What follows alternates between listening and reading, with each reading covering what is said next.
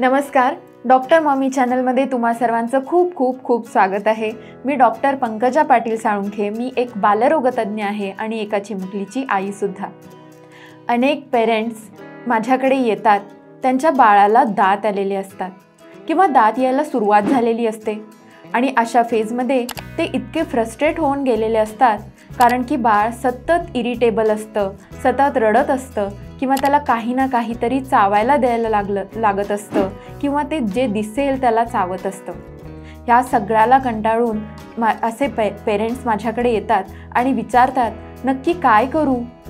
तर आज त्यांच्या प्रश्नाचं उत्तर मी त्यांना देणार आहे आणि तुमची ह्या बाळाची टीथिंगची जर्नी अगदी व्यवस्थित आणि हॅपी व्हावी यासाठी काही टिप्स देणार आहे। चला तर मग सुरू करूया।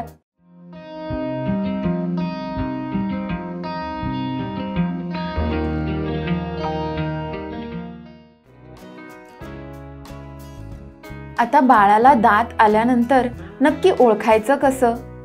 काही वेळा काय होतं की अनेक पेरेंट्सना अगदी सहजपणे कळून येतं, कारण बाळच इतकं इरिटेबल असतं। त्याचं कारण वेगवेगळी कारणं आपण शोधतो आणि तेव्हा कळतं की त्यांच्या हिरड्यासुद्धा सूज येत आहे, लाल दिसत आहेत आणि समजून जातं की बाळाला दात यायला लागलेत। पण काही माझ्यासारखे अगदी लकी पेरेंट्स असतात की ज्यांना बाळाचे दात कधी आले हे समजतच नाही, कारण अशी पण काही बाळं असतात की ज्यांच्यामध्ये हा टीथिंगचा जर्नी अगदी सुखरूप किंवा अगदी हळुवारपणे होतो, अगदी कुणालाही समजत नाही आणि अचानकपणे दिसतं की बाळाच्या आपल्या छोट्या छोट्या तोंडामध्ये छोटे छोटे दात आले आहेत। तर जर तुमची जर्नी ही पहिल्या प्रकारात असेल, म्हणजे बाळ अतिशय जास्त इरिटेबल असेल, तर कोणते सिम्पटम्स दिसतात?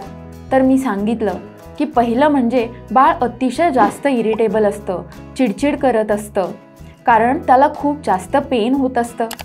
याशिवाय अगदी लो ग्रेड माइल्ड फीवर म्हणजेच ताप बाळाला येऊ शकतो। बाळ या पेनमुळे अगदी रात्रीसुद्धा दचकून उठतं किंवा खूप जास्त रात्री रडायला लागतं। बाळाच्या तोंडातून लाळ गळत असते। ही लाळ ज्या एरियामधून गळत असते म्हणजे तोंडावरती, त्या एरियामध्ये रॅशसुद्धा होते। याशिवाय बाळ जे दिसेल त्याला तोंडात घालत असतं, चावत असतं। आता यामध्ये अनेक वस्तू असतात आणि या वेगवेगळ्या वस्तूंमुळे बाळांना पोटाचं इन्फेक्शनही होतं आणि त्यामुळे बाळांना डायरियाही होतो। खूपदा काय होतं की पेरेंट्सना वाटतं की बाळांना डायरिया होतोय आणि दातही येत आहेत, म्हणजे हे दातामुळेच येत आहेत। तर ॲक्च्युली हे दातामुळे येत नसतात, तर बाळ जे काही दिसेल, ज्या काही वस्तू दिसतील त्या तोंडात घालतं, चावतं, यासोबत अनेक इन्फेक्शनसुद्धा पोटात जातात आणि याच्यामुळे बाळांना डायरिया होतो। तर या डायरियाकडे निग्लेक्ट करू नका, कारण हा इन्फेक्टिव्ह डायरिया असू शकतो।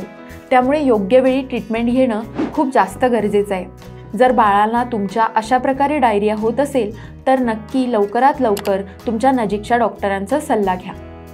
या व्यतिरिक्त बाळांना हिरव्या रंगाची शीसुद्धा होते। हे तर झाले सिम्पटम्स। आता याचे उपाय काय आहेत? तर पहिला उपाय आहे तो म्हणजे गम मसाज, म्हणजे बाळांच्या हिरड्यांचा मसाज। यासाठी आपण हात स्वच्छ धुवायचे आणि हाताच्या इंडेक्स फिंगरनी बाळांच्या हिरड्यांवरती हे हळुवारपणे मसाज करायचा। याच्यामुळे बाळांना खूप जास्त रिलीफ मिळतो। दुसरा उपाय म्हणजे टीथर। बाजारामध्ये अनेक प्रकारचे टीथर मिळतात। अगदी असे पण काही टीथर असतात की ज्याच्यामध्ये आपण फ्रूट्स घालू शकतो आणि बाळांना चावायला देऊ शकतो। त्याच्यामधून फ्रूट्सचा ज्यूस बाळांच्या तोंडामध्ये जातो, म्हणजे दोन प्रकारे फायदा होतो। एक तर बाळांना च्युइंगची मूवमेंट समजते, प्लस फ्रूट्समधून न्यूट्रिशन मिळतं आणि गमला त्यांच्या मसाजही होतो। तर अशा प्रकारे वेगवेगळे टीथर आपण वापरू शकतो। परंतु या टीथरामुळे इन्फेक्शन होण्याचेही चान्सेस असतात, जर आपण ते योग्य प्रकारे स्टरिलाइज केले नाहीत तर। त्यामुळे टीथर वापरताना त्यांची योग्य प्रकारे स्टरिलाइज करण्याची काळजी आपल्याला घ्यावी लागेल। तिसरा उपाय म्हणजे फिंगर फूड्स। जर तुमचं बाळ 9 महिन्यापेक्षा मोठं असेल तर आपण त्यांच्यामध्ये फिंगर फूड्स देऊ शकतो। फिंगर फूड्स म्हणजे काय? गाजरासारख्या पदार्थांचे छोटे छोटे काप करायचे आणि ते थोडेसे शिजवायचे आणि बाळांना चावायला द्यायचे। याच्यामुळेही गमचा मसाज होतो आणि बाळांना च्युइंगची मूवमेंट ही शिकायला मिळते। चौथा उपाय म्हणजे पॅरासिटामॉल. तर पॅरासिटामॉल हे औषध तुम्ही डॉक्टरांच्या सल्ल्याने आपल्या बाळाला देऊ शकता. पाचवा उपाय म्हणजे बेबी टूथब्रश. बाजारामध्ये अनेक बेबी टूथब्रश मिळतात. हे टूथब्रश आपल्या इंडेक्स फिंगरमध्ये आपल्याला बसवायचे असतात आणि आपल्या इंडेक्स फिंगरनी त्यांच्या गमचा मसाज करायचा असतो.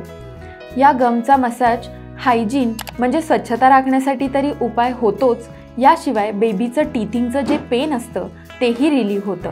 या सर्व उपायांची तुम्ही अंमलबजावणी केलीत तर तुमचा हा टीथिंगचा जर्नी अगदी सुखकर होईल. तर अशाच युजफुल आणि इन्फॉर्मेटिव्ह व्हिडिओजसाठी डॉक्टर मॉमी चॅनलला नक्की सबस्क्राईब करा. धन्यवाद.